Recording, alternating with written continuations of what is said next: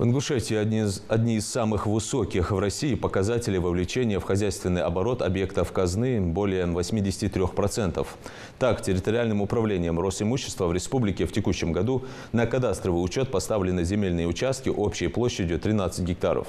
В хозяйственный оборот в 2023 году вовлечены 19 земельных участков. Это на 90% выше, чем в прошлом году и почти в 4 раза больше, чем в 2 предыдущих года.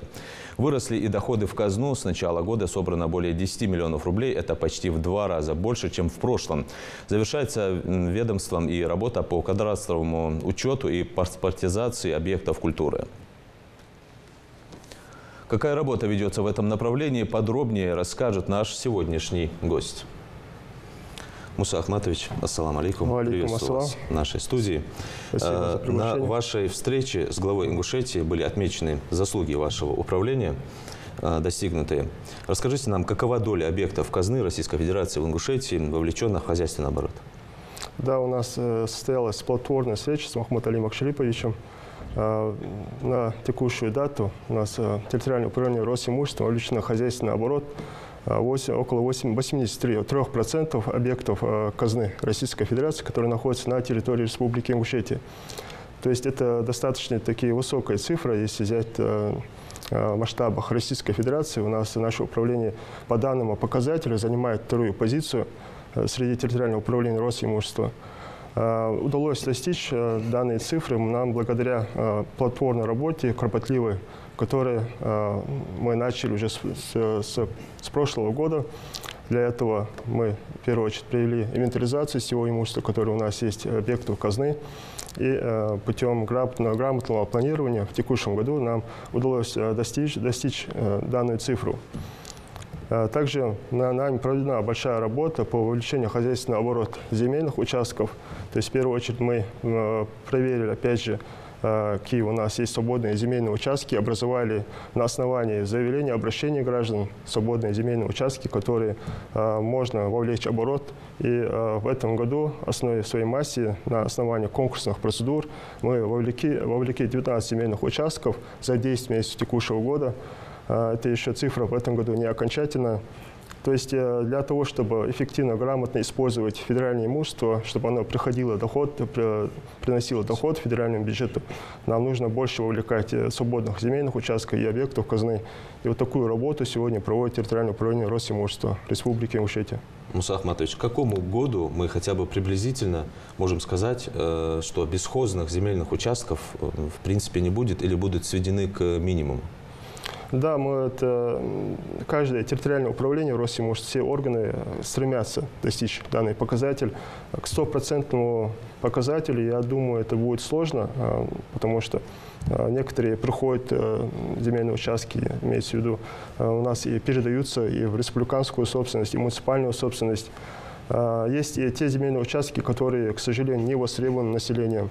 Но задача такая, чтобы где-то на протяжении следующих нескольких лет примерно приблизиться к той же цифре, что и вовлечение объектов казны, то есть на уровне 85–90%. Раз вы заговорили про казну, это тоже немаловажно. Выросли и доходы в казну. Да. С начала года собрано более 10 миллионов рублей. Это также почти в 2 раза больше, чем в прошлом году. Какой фактор на это повлиял?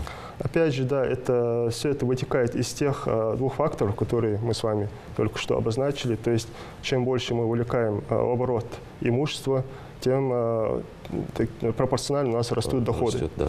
То есть, есть те объекты, которые реально приносят доходы. Эти объекты используются в том числе и субъектами малого, среднего бизнеса. Помимо того, что они платят арендную плату, также создаются какое-то производство, либо торговые точки, что дополнительно создает рабочие места. То есть в целом это в совокупности мы смогли достичь этой цифры, порядка 10 миллионов, чуть больше 10 миллионов. Отмечу, это только за 8 месяцев. То есть у нас еще есть почти 2 месяца, также эта цифра будет расти. Также большую роль сыграло то, что мы активно занимаемся судебно-претензионной работой, то есть те, которые злостные неплательщики, с ними работаем методом убеждения. Если методом убеждения не получается, то, соответственно, должны подключать административные ресурсы, в том числе и судебные органы. И просьба к нашим арендаторам более ответственно подходить к этому вопросу. А бывают ли такие случаи после передачи таких земель, допустим, они используются не по назначению? Да, конечно, бывают такие случаи. Мы ставим, когда заключаем договора аренды, к примеру, ставим условия, чтобы на протяжении, то есть в течение 3 лет, чтобы какие-то использовались по назначению. То есть если человек какой-то хочет открыть производство, чтобы он начал это, и, то есть даем какое-то время для того, чтобы он смог реализовать свой проект. В противном случае Росимущество имеет право расторгнуть данные договора, чем мы и занимаемся. Муса Ахматович, как идет работа по кадастровому учету и паспортизации объектов культурного наследия? В реестре федерального имущества у нас на сегодняшний день около 1200 объектов культурного наследия, которые именно находящиеся в федеральной собственности.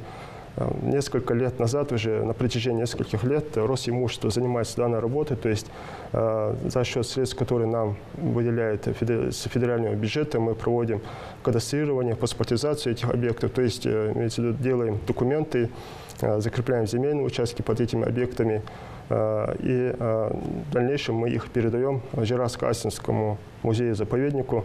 В этом году, в принципе, нами уже завершена эта работа, то есть все объекты культурного наследия, находящиеся в федеральной собственности, поставлены на кадастровый учет. Ряд объектов, которые были в реестре федерального имущества, но которые по некоторым причинам мы не смогли обнаружить на месте, то есть фактически отсутствовали. По ним мы работаем с республиканским органом охраны объектов культурного наследия, сопоставляем и в дальнейшем, чтобы их устранить из реестра федерального имущества, либо если какие-то наши ошибки с нашей стороны, чтобы их найти и дальше с ними работать. Желаю вам удачи в вашей работе и успехов. Благодарю за интервью. Спасибо.